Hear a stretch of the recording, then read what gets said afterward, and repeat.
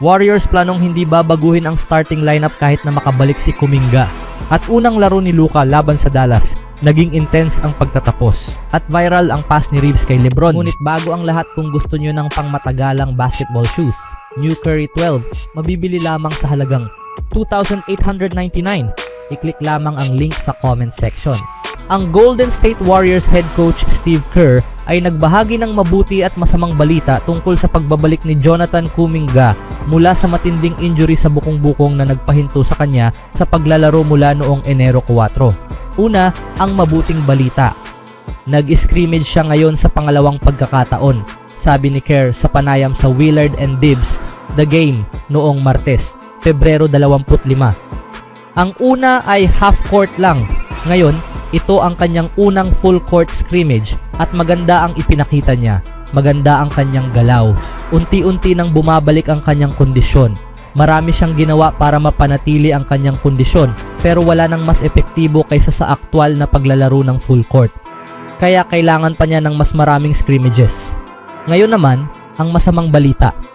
Sa kasamaang palad, wala talaga kaming sapat na oras para sa scrimmages kasama ang mga regular players dahil sa dami ng aming mga laro, dagdag ni Kerr.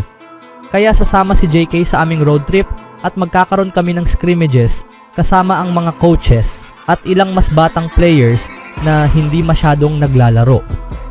Bibigyan namin si JK ng sapat na oras na kailangan niya. Kapag handa na siya, handa na siya.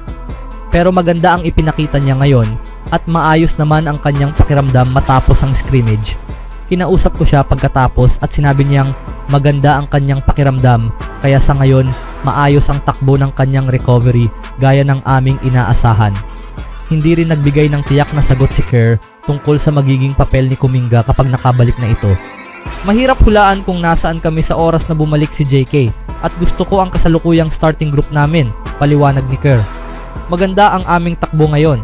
Sana ay manatili kaming malusog pagbalik ni JK na wala ng ibang injuries. Pero hanggat hindi pa dumarating ang oras na yon, hindi ko ito masyadong pinag-aabalahan kung sino ang magiging 6th man at iba pang bagay. Ang mahalaga, mag-focus kami sa bawat laro. May dahilan si Kerr kung bakit hindi niya gustong baguhin ang kasalukuyang starting lineup ni na Stephen Curry, Brandon Podziemski, Jerome Butler, Moses Moody at Draymond Green.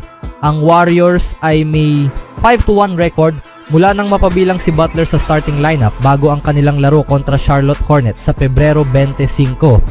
Maganda rin ang chemistry ni Butler sa grupo, lalo na kay Podziemski, habang si Moody ay nagpakita ng husay sa kanyang mas tiyak na papel sa team. Sa kanyang huling 6 na laro, nag-average rin si Moody ng 12.8 points, 3.3 rebounds at 1.5 assists. Sa tingin ko, ito ang pinakabalanseng starting lineup na kaya naming buuin, sabi ni Kerr. May shooting si Moses, may playmaking si BP na bumabagay kay Steph at Jimmy. Tapos nandyan sina Draymond at Jimmy bilang defensive anchors sa ilalim. Kulang kami sa sukat pero marami kaming talino sa depensa. Kapag nagsisimula si Moody, ang Warriors ay may 9-0 record this season and 23-9 overall. Samantalang kapag si Kuminga ang starter, sila ay 4-6 this season and 44-40 overall. May pag-asa pa ring makapasok si Kuminga sa starting lineup kapag bumalik siya sa kondisyon. Gayunpaman, tila nag-iba ang tono ni Kerr kumpara sa kanyang naunang pahayag matapos gumanda ang record ng Warriors. Sa tingin ko, mananatili kami sa lineup na ito, sabi ni Kerr. Sana ganun nga, dahil sobrang dami na ng iba't ibang starting lineups na sinubukan namin ngayong season. Magandang magkaroon ng continuity sa aming rotations. Bago siya ma-injure, si JK ay mula sa bench pero mahusay ang kanyang laro. Umaabot sa 30 minuto kada laro, patuloy ni Kerr. May maayos kaming rotation bago siya na-injury. Maganda ang takbo ng team ngayon at sana ay magpatuloy ito. Hindi ako nagko-commit sa kahit ano dahil depende ito sa aming performance. Pero kung magpapatuloy ang ganitong laro namin, mananatili ang kasalukuyang starting lineup. Kayo mga kaibigan, ano sa tingin nyo? Dapat bang manatili ang lineup na ito? At ngayon ay pag-usapan naman natin ang nangyaring laban sa pagitan ng Dallas Mavericks at ng Los Angeles Lakers.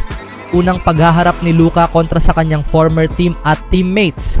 Sa panimula ng laban, Si Luka agad ang gustong magpainit sa tres ngunit nagmintis, buti na lang andun si Hachimura sa ilalim. Klay Thompson versus LeBron James. Walang nagagawa si Klay sa signature move ni LeBron. Sunod-sunod ang puntos ng Lakers nang sa wakas ay nakuha na ni Luka ang kanyang unang puntos laban sa former team. Bago sumunod ang isang tres ni LeBron James. Wala nang 8 minuto sa unang quarter. Kyrie Irving nagsimula ng umaatake sa paint. Basket ang left-handed layup, ngunit Luka nagminti sa corner tres. Buti na lang nagkaroon ng second opportunity na hype si Doncic. Ang sumunod, Irving back-to-back tres. Kyrie Irving versus Luka. Sinubukan ni Kyrie ang depensa. Basket ang tres mga kaibigan at sinundan pa ito ng isa pang quick 3. Ngunit ayaw magpaawat ni Luka, bumabawi sa labas ng arc at ito pa mga kaibigan ang tres na nagpadala sa Dallas sa timeout.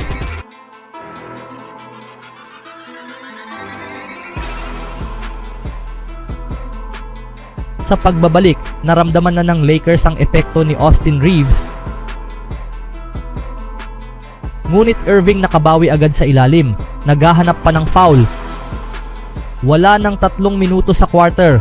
Kyrie nakakita ng magandang lugar patungo sa gitna. Basket ang floater. Sa ikalawang quarter, naging siyam ang kalamangan ng Lakers dahil sa tres na ibinigay ni Austin Reeves. Bago sumunod ang isa pang tres mula kay Dalton sa corner. Wala nang 9 na minuto sa ikalawang quarter, gustong pumasok ni Reeves sa paint. Nakakita ng butas na hanap si Knecht sa ilalim para sa isang easy slam. Ngayon naman Hachimura vs Christie. Walang nagawa si Max laban sa former teammate. Naisahan ni Rui si Christie. Ngunit bumawi naman agad ito mga kaibigan. Nagtuloy patungo sa dulo. Malapit na sa 5 minuto ang natira. Luka nagmagic, nagpakitang gilas. Isang kahangahangang pass ang ginawa patungo kay Reeves. Wala ng 1.5 minuto sa quarter. Bumitaw ng tres si Irving para dalhin ng sa 12 puntos ang kalamangan ng Lakers. Sa quarter na ito nakapuntos pa ng tres si Christie sa corner. Sa ikatlong quarter gustong tumulong ni Thompson. Isang tres ang ginawa basket, 10.5 minuto ang natira. Nakakuha ng steal si Luka na naghatid sa isang easy basket sa dulo. Ngunit Thompson nakabawi agad sa corner mula sa magandang pass ni Kyrie. Wala ng 7.5 minuto. Irving hindi napigilan sa baseline. Basket ang jumper. Ngunit nakabawi naman si Doncic. Nag-post sa ilalim para sa isang easy score. Pero Kyrie mga kaibigan, nagpatuloy pa rin ang mainit na kamay. Naging 5 na lang ang kalamangan ng Lakers nang magawa ni Dinwiddie ang isang hard play at may kasama pang foul.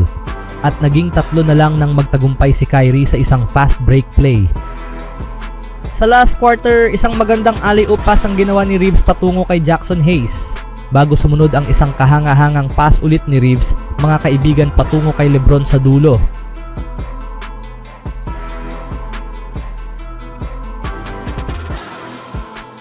LeBron gustong subukan ang depensa ng Dallas. Simpleng madali lang nakapuntos sa baseline. Ngunit Thompson mga kaibigan, nagsimula ang mainit na kamay sa pagkakataon na ito. Sunod-sunod na tres ang ginawa at dinala ang laro sa parehong score. Buti na lang gumawa ng paraan si LeBron para kunin ulit ang kalamangan.